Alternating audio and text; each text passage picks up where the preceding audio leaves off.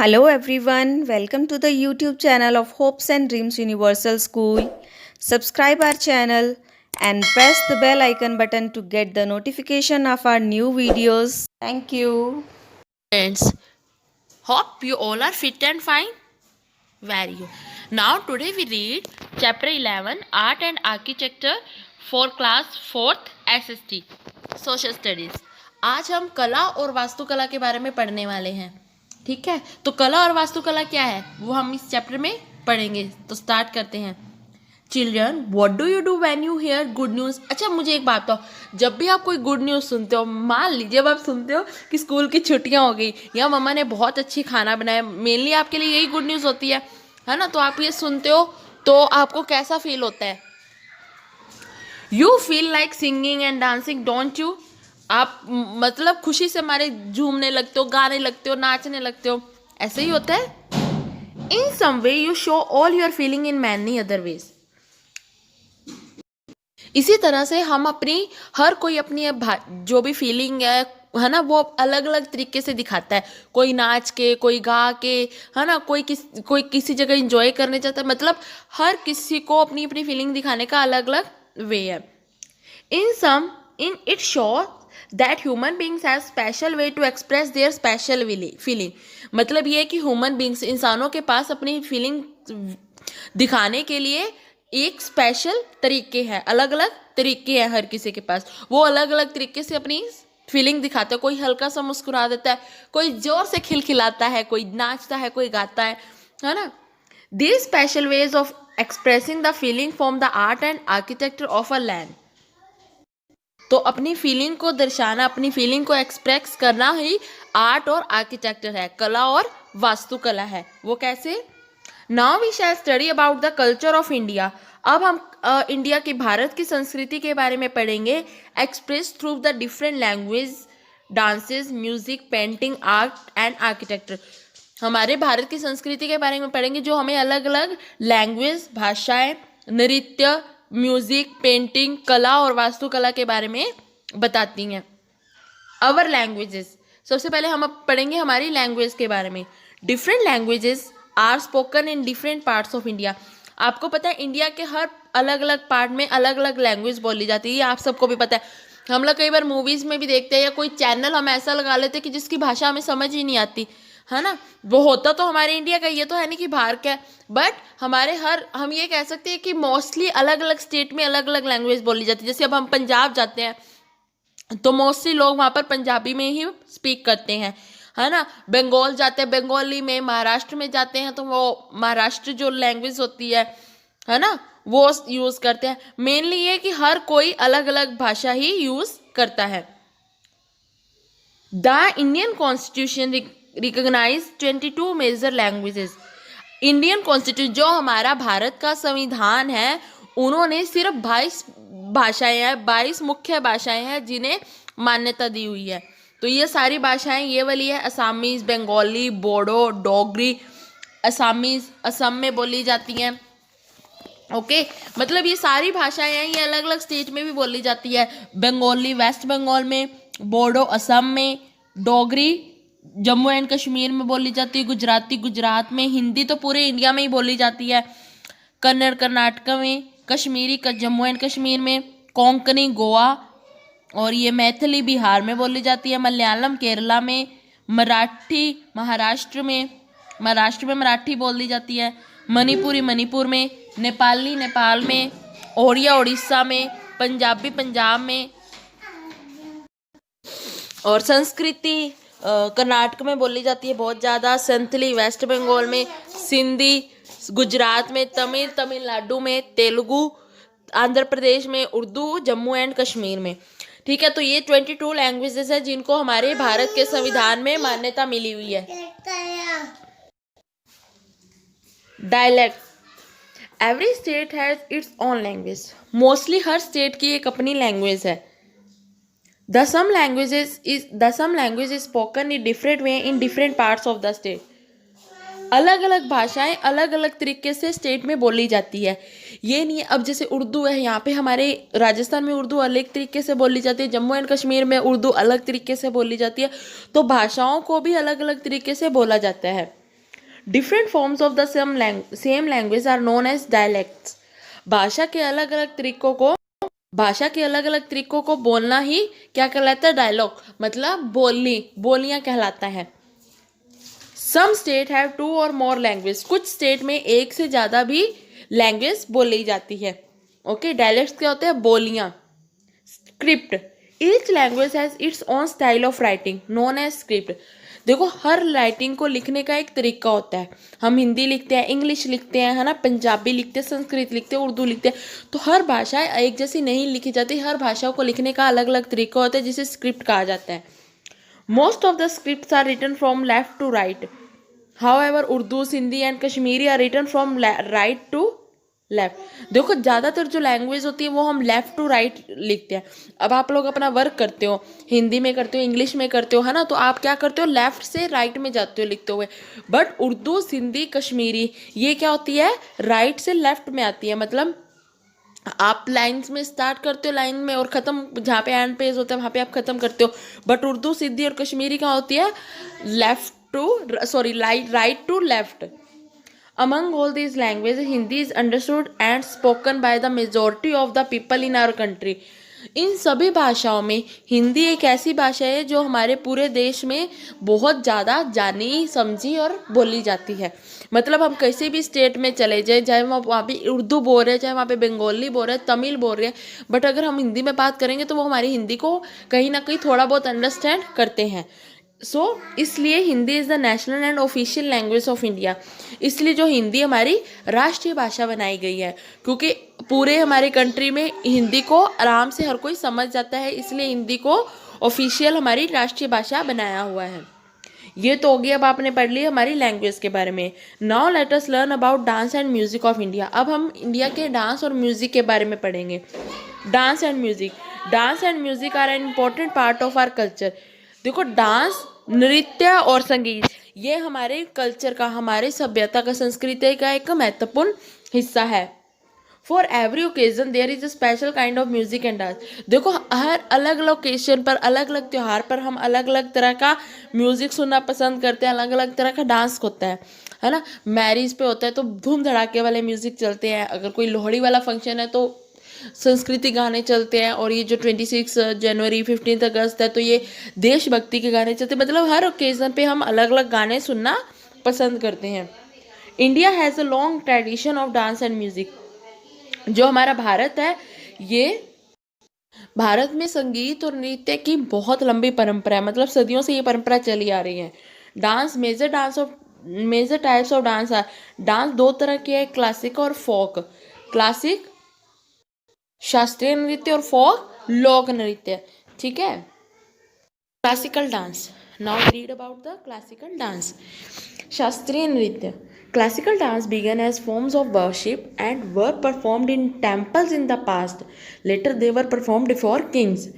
जो शास्त्रीय नृत्य है वो क्या होता है कि पूजा से पहले शुरू किया जाता था। जब भी हम कोई पूजा करते हैं, है ना, भगवान की या कुछ भी, तो वो पूजा से पहले किया जाता था। हम कह सकते हैं कि शास्त्रीय नृत्य पूजा से शुरू होता है। एंड पहले जो अतीत में, मतलब पहले क्या किया जाता था, ये मंदिरों में किया जाता था। जो शास्त्रीय नृत्य ये मंदिरों में किया जाता था। और लेटर दे वर परफॉर्म्ड बिफोर किंग्स, और उसके बाद ये कहाँ किया जाता था? राजाओं के सामने, राजाओं के दरबार में। हम कभी भी कोई भी पुराना नाटक देखते हैं राजा महाराजाओं वाला, तो देखो उस टाइम में टीवी वगैरह नहीं थे, है ना, तो तब वो अपना एंटरटेनमेंट कैसे करते थे? नृत्य करवा के। उनके महलों में नृत्य होती थी, नृत्य सभा होती थी, तो उसमें शास्त्रीय नृत्य किया जाता था। इन रिसेंट टाइम, और आज के ज़माने में, the common people began enjoying them.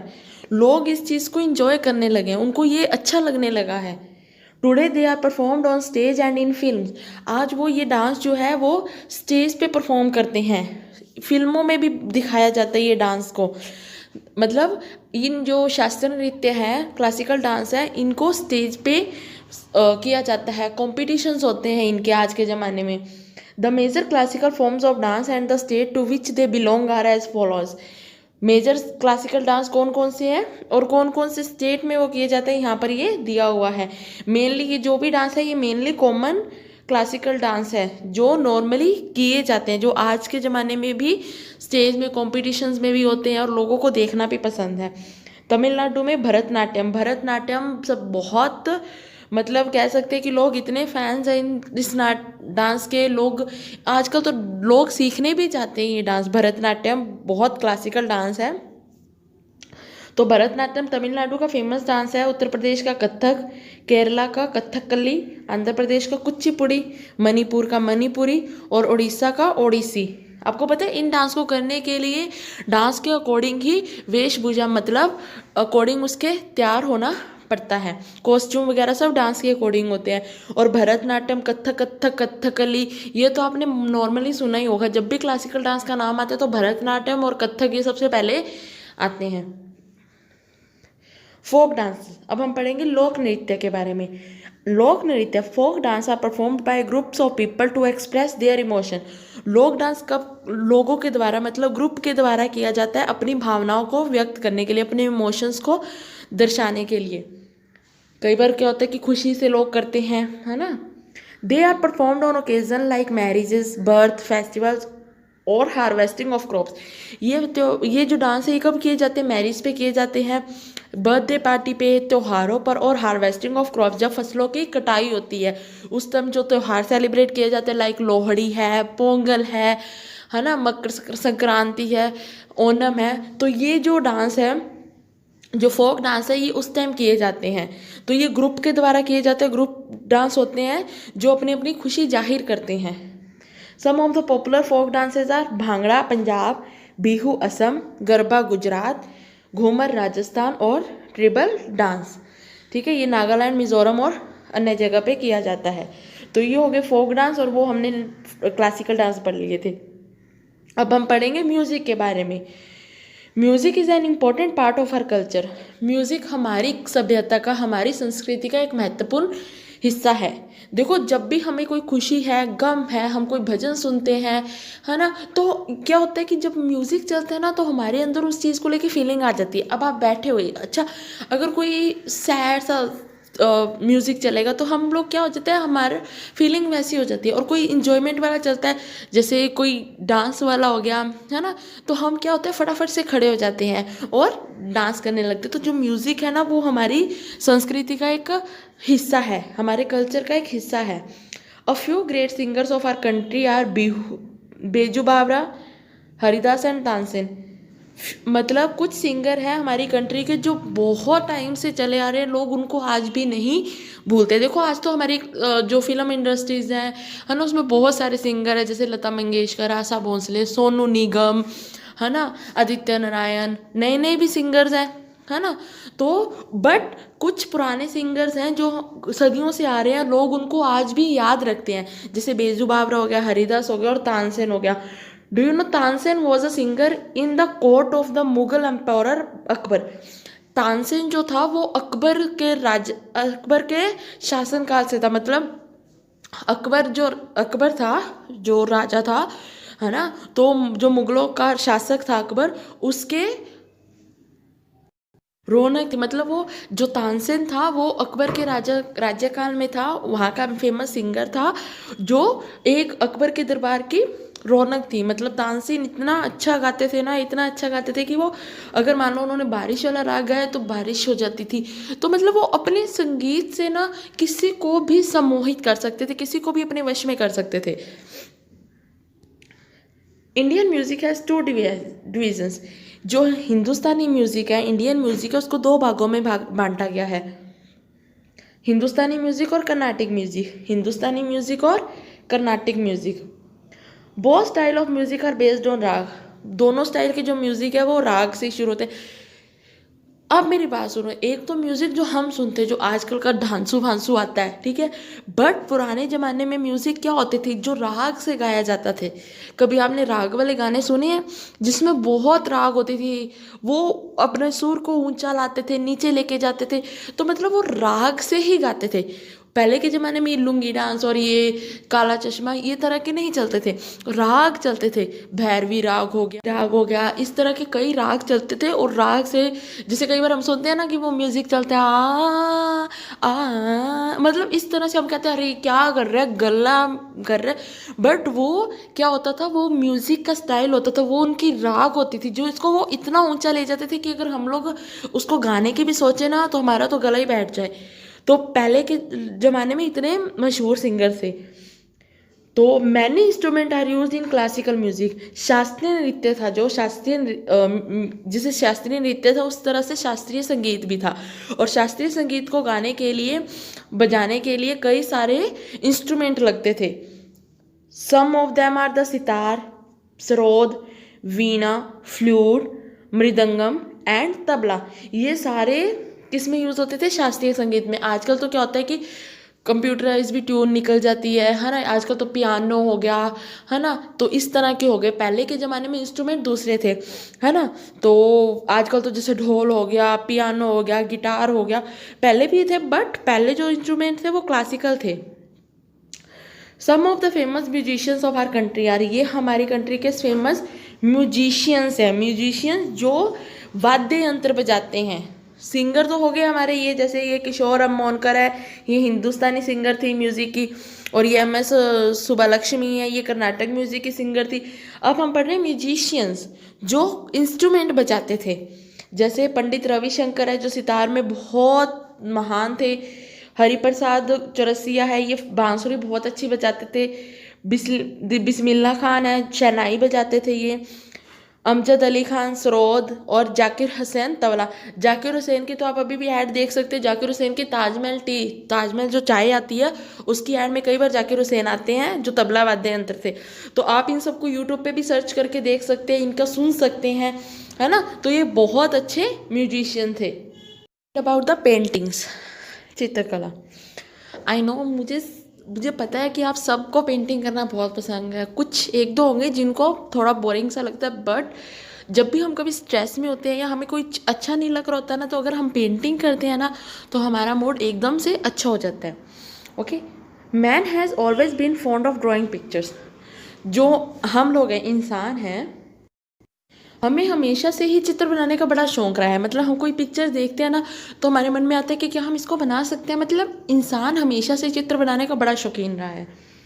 We know this from the painting down on the walls of ancient caves by early man.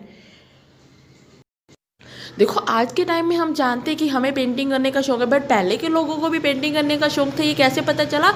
जो पुरानी पुरानी गुफाएं हैं ना, उनकी दीवारों पर बड़ी अच्छी अच्छी सुंदर सुंदर पेंटिंग बनी हुई है। पुरानी गुफाएं हैं, आज के ज़माने में भी कहीं पे जहाँ पर बहुत बड़े पुराने पुराने महल हैं, किले हैं, गुफाएं हैं, उनकी दीवारों पर बड़ी अच्छी अच्छी पेंटिंग की हुई है। तो उन पेंटिंग को देखकर पता चलता है कि पुराने ज़माने के जो लोग थे, है ना, इंसान थे, उनको भी चित्रकला का बड़ा शौक था। The art of painting flourished in India during different times. India में जो पेंटिंग है वो अलग अलग तरह से बहुत मतलब फेमस हुई है। ये हम कह सकते हैं कि अलग अलग डिफरेंट जो भी समय आया है, जितना भी टाइम आया है, हर तरह का जो समय आया है उसमें पेंटिंग के नए नए तरीके सामने आए हैं। मतलब जैसे जैसे टाइम बीत रहा है वैसे वैसे पेंटिंग के अलग अलग तरीके आ रहे हैं, लोगों को अच्छा लग रहा है। The painting of India can be classified into 2 division. जो इंडिया की पेंटिंग है उसको 2 पार्ट्स में डिवाइड किया हुआ है, म्यूरल्स और मिनिएचर्स। म्यूरल्स होती है भित्ति चित्र, म्यूरल्स होते हैं ऐसे चित्र होते हैं जो बड़े बड़े बनाए जाते हैं, और मिनिएचर्स होते हैं लघु चित्र जो जिसको बड़ी बड़ी पिक्चरों को छोटा छोटा रूप दिया होता है। अब मान लीजिए कि म्यूरल्स होते हैं जो दीवारों पर बनाई जाती है, पेंटिंग गुफाओं पे, महलों की दीवारों पर, तो बड़ी बड़ी पेंटिंग होती है। और मिनिएचर्स क्या होते हैं? जैसे अब कोई हम कहते हैं ना किसी पेंटिंग का दृश्य बनाओ, तो वो इतनी बड़ी होती है, उसको एक छोटे से पेज पे बनाना, मतलब बड़ी पिक्चरों को छोटा कर देना। सबसे पहले हम पढ़ेंगे म्यूरल्स, भित्ति चित्र। Murals are huge painting on wall. Murals जो होती है वो बड़ी पेंटिंग होती है जो दीवारों पर बनाई जाती है। The best example of mural are the famous wall painting in the Ajanta caves in Maharashtra. अब म्यूरल पेंटिंग कहाँ पर है? देखो, महाराष्ट्र है, जो महाराष्ट्र स्टेट है उसमें अजंता की गुफाएं हैं, अजंता केव्स है, अजंता की गुफाएं हैं जिसकी दीवारों पर बड़ी बड़ी पेंटिंग की हुई है जो म्यूरल्स है। ओके, भित्ति चित्र है, उसकी दीवारों पर बड़ी बड़ी चित्र किए जाते हैं, जो म्यूरल्स पेंटिंग का एक अच्छा एग्जाम्पल्स है। आप कभी भी महाराष्ट्र जाओ या you can search on Google और यूट्यूब, तो आप देख सकते हो कि उसमें अजंता केव्स आप लिखो तो उसकी दीवारों पर आप पिक्चर्स देख सकते हो, जो पेंटिंग की हुई है वो आप देख सकते हो।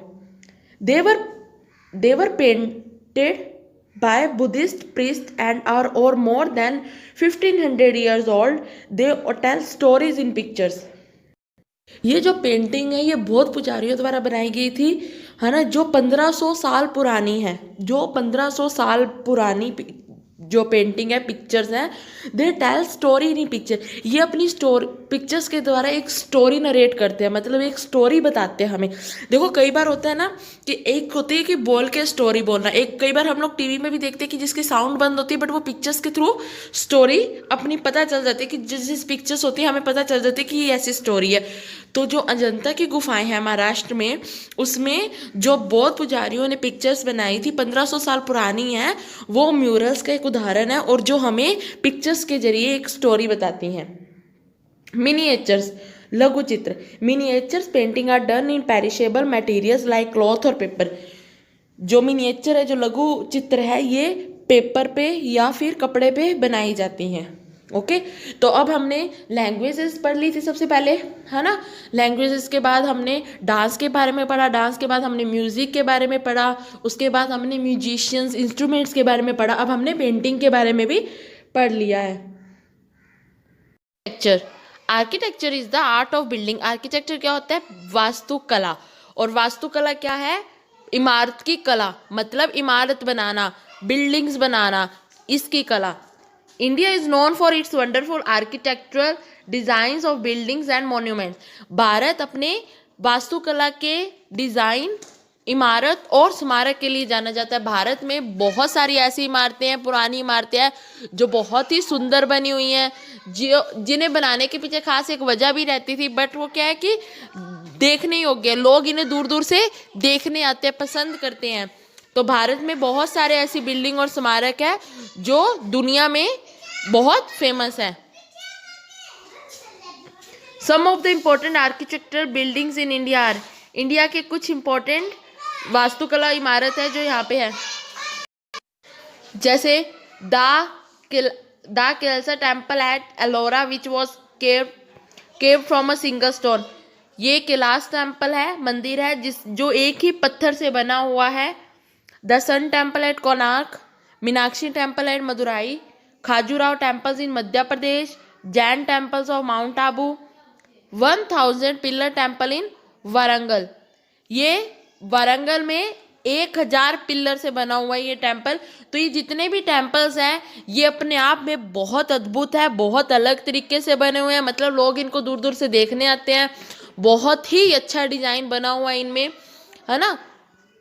नेक्स्ट अब हम पढ़ते हैं बुद्धिस्ट आर्किटेक्चर, बौद्ध वास्तुकला। जो the Buddhist style of architecture can be seen in the stupas build by emperor Ashoka at Sanchi and Sarnath.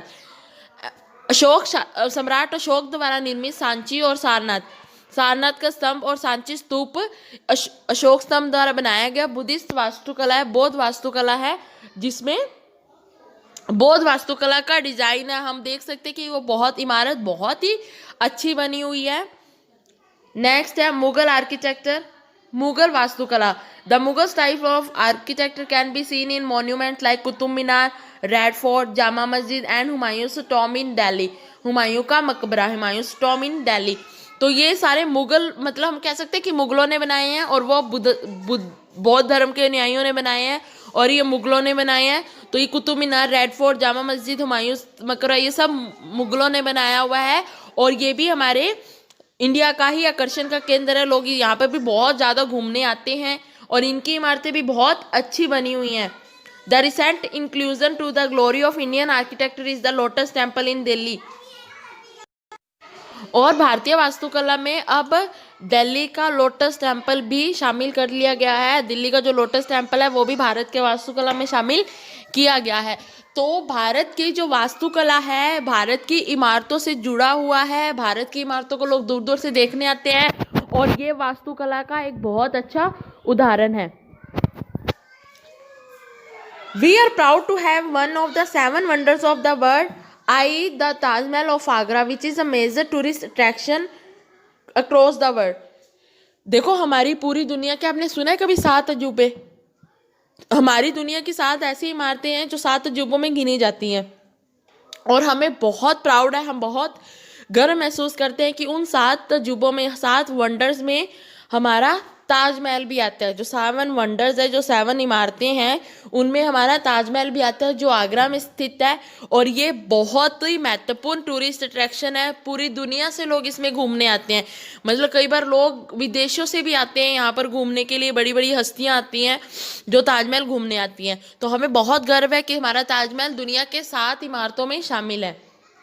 British architecture, अब हमने देखो बौद्ध आर्किटेक्चर पढ़ लिए हैं, टेम्पल्स आर्किटेक्चर पढ़ लिए हैं, मुगल आर्किटेक्चर पढ़ लिया। अब हम पढ़ेंगे ब्रिटिश आर्किटेक्चर, जो ब्रिटिश ने बनवाए थे, जो अंग्रेजों ने बनवाए थे। द ब्रिटिश स्टाइल, जो ब्रिटिश स्टाइल में भी बने हुए हैं। मेनली हम कह सकते हैं कि जो ब्रिटिश स्टाइल में बने हुए हैं, अंग्रेजों के स्टाइल में। The British style of architecture can be seen in buildings like Victoria Memorial in Kolkata, जो विक्टोरिया मेमोरियल है कलकत्ता में। राष्ट्रपति भवन है जो हमारा, पार्लियामेंट हाउस है दिल्ली में, and Saint Xavier Church in Goa. जब भी आप गोवा में जाओगे ना तो संत एक्सवियर चर्च है जो गोवा में बहुत फेमस है, लोग दूर दूर से आते हैं इसे भी घूमने के लिए, तो आप जरूर देखना। और दिल्ली में पार्लियामेंट हाउस और कोलकाता में Victoria memorial. Do you know, क्या आप जानते हैं Rashtrapati Bhavan, the official residence of the president of India, is also known as presidential place, which is the second largest in the world after the Quirinal place in Rome, which is the official residence of the president of Italian republic. Listen, क्या आप जानते हैं कि हमारा जो राष्ट्रपति भवन है दिल्ली में है, हमारा राष्ट्रपति भवन, उसमें कौन रहता है? जो हमारे राष्ट्रपति होते हैं। हमारे राष्ट्रपति जो भी बनता है इंडिया का, उसे राष्ट्रपति निवास दिया जाता है, वो राष्ट्रपति भवन में रहता है। और आपको पता है राष्ट्रपति भवन दुनिया में दूसरी सबसे बड़ी जगह है। देखो दुनिया की सबसे बड़ी जगह कौन सी है? क्विरिनल प्लेस है। दुनिया की सबसे बड़ी जगह क्विरिनल प्लेस है जो रोम में है, जिसमें रोम के जो प्रेसिडेंट है वो रहते हैं, जो रोम के प्रेसिडेंट का निवास होता है। और उसके बाद दुनिया की दूसरी बड़ी जगह जो है वो है प्रेसिडेंट भवन, राष्ट्रपति भवन है, जो हमारे इंडिया का है और जिसमें हमारे इंडिया के राष्ट्रपति रहते हैं। ओके स्टूडेंट, देखा आपने कि हमारे पास भी, हम ये नहीं कह सकते कि हमारा इंडिया बहुत पीछे है, हमारा इंडिया बहुत आगे निकल चुका है। और हमें प्राउड है कि हम लोग इंडियन हैं, क्योंकि इंडियन में बहुत कुछ ऐसा है जो बाकी देशों में नहीं है। जैसे अब इंडिया में ऐसी दूसरी जगह है ये राष्ट्रपति भवन, जो सबसे बड़ी जगह है। तो इस चैप्टर में हमने लैंग्वेजेस पढ़ लिया, डांस पढ़ लिए, म्यूजिक पढ़ लिया, और म्यूजिशियंस के बारे में पढ़ा, और आर्किटेक्चर के बारे में पढ़ा। तो please listen this video carefully. If you have any doubt please comment in comment box. Okay, good bye, thank you.